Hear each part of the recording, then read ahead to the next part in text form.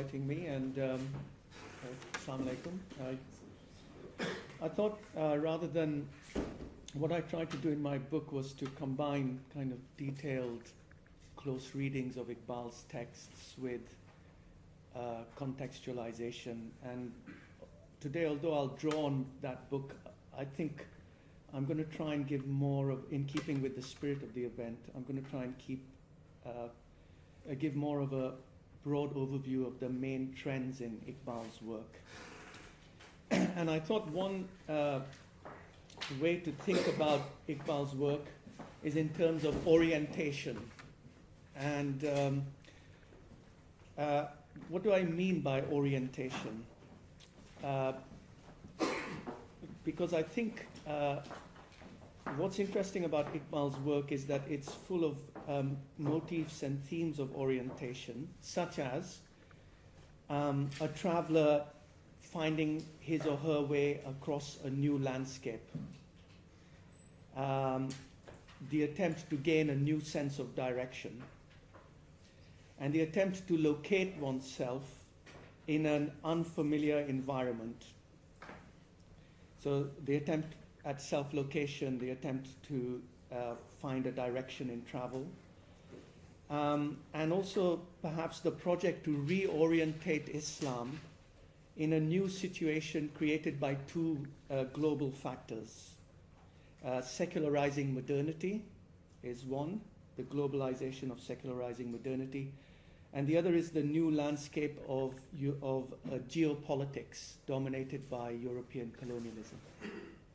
So that's the kind of innovative, if you like, the situation in which Iqbal's trying to reconstruct Islam, the context of secularizing modernity and geopolitics dominated by European colonialism. And at the end, I'll talk about how that context also imposed some limitations on Iqbal's thinking and position. So quite literally then, in a way, Iqbal was trying to find a way across what was only partially charted territory. And it's really his fusion of aesthetics and politics which dramatizes this predicament of Islam, because Iqbal's work, I think, is not about giving ready-made answers.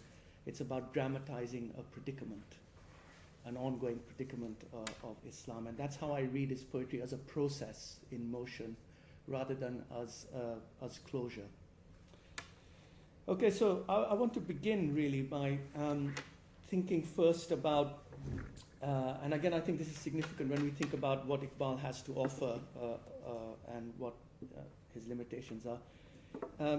I mean, the first thing that struck me when I read Iqbal was how many of his poems and collections of poetry are named after travel. And travel is, I think, a key narrative in the poem, and I just want to say a few things about that in his work.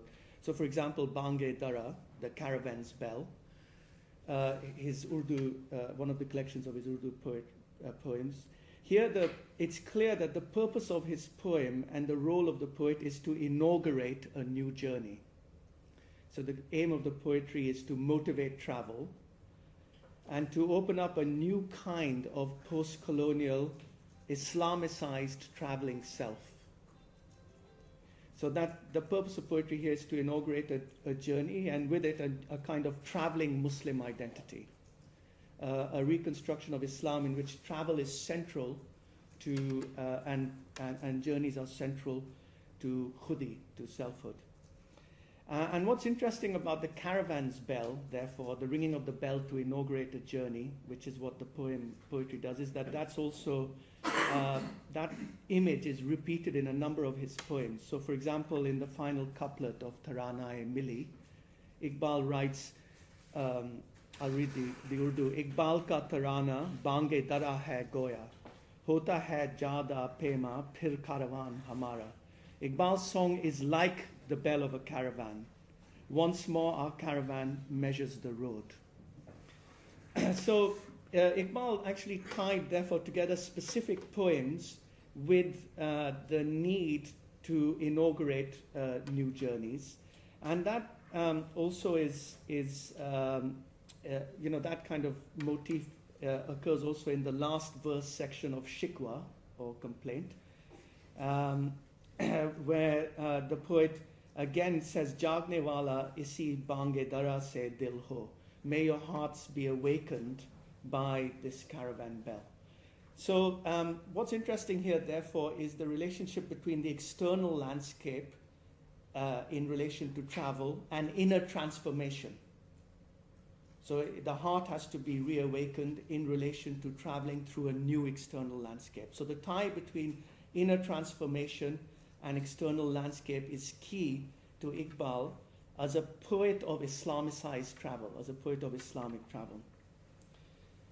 And in fact, in many ways, you could argue that the Javed Nama, which is generally seen to be his magnum opus, is in fact a travelogue, which reworks and redeploys pre-existing notions of travel within Islam. And in my book, I show what those pre-existing notions of travel were in Islamic thought and how Iqbal reworks them in the Javed Nama. So what are the implications of this for Iqbal's reconstruction of thought, his reconstruction of Islamic thought, his reorientation of Islam? The first, as I say, is that Muslim identity becomes a traveling identity. It becomes a mobile identity in which the hijrah becomes the pivotal event.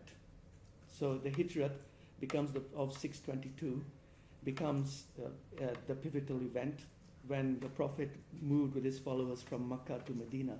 So in this sense, migration becomes the founding event for the reconstructed Islam for Iqbal. Similarly, in Ramuz-e Be-Khudi, Mysteries of Selflessness, Iqbal argues that the Islamic community is not bounded by space because of its belief in one God, and because migration is the foundation of that community. So he refers to the Prophet by saying he opened the knot of Muslim community, qawmiyat is the word he uses, when he migrated from his country, Watan. So what's important here is the opening of a notion of Muslim nationality, which is built on actually migrating from a territorially bounded space, for which he uses the word Watan, which you could translate as country. Okay, so that for him is what opens up this notion of an Islamic qawmiyat. Similarly, and this is of course problematic, because the problem then becomes, well, how do you fit this reconstruction of a traveling Islamic identity within nationalism? Okay, and I'll come back to that. Similarly, in Asrar-e-Khudi, in Secrets of the Self, Iqbal extols or praises Hajj because he says it teaches us separation from one's country and burns attachment to one's homeland. Again, he uses the word Watan for homeland. So for him, Hajj is, if you like, is a kind of reenactment of the founding event of Hijrat, in his reconstruction of Islam. So Hajj teaches us separation from one's country and burns attachment to one's homeland. And again, he uses the word Watan. So what's interesting in Iqbal's lexicon of travel, if you like, is that the word Watan, homeland, country, and later we'll see nation, becomes a burden that has to be overcome. It's something that ties a traveling self down. It's something that weighs down a traveling self.